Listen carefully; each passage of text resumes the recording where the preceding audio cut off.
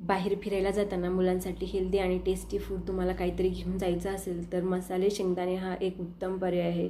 त्याच्यासाठी 1 वाटी शेंगदाणे, 1 वाटी बेसन पीठ, 1 चमचा गरम मसाला, 1 चमचा लाल तिखट, 1 चमचा चाट मसाला, 1 चमचा सेंधव मीठ घ्यायचं व ते चांगलं सगळं शेंगदाण्यांना चोळून घ्यायचं.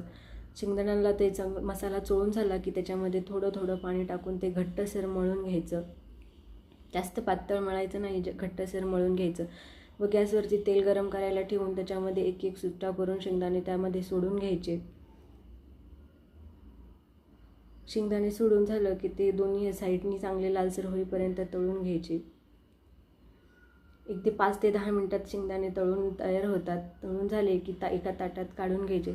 सगळे शेंगदाणे ताटात काढले की टिश्यू पेपरवरती पसरून घ्यायचे व तेल सगळं शोषलं गेलं की मग ते डब्यामध्ये भरून तुम्ही घेऊन जाऊ शकता. मी इथे एका बाउलमध्ये काढून दाखवले, बघू शकता की ते टेस्टी आणि छान दिसत आहे.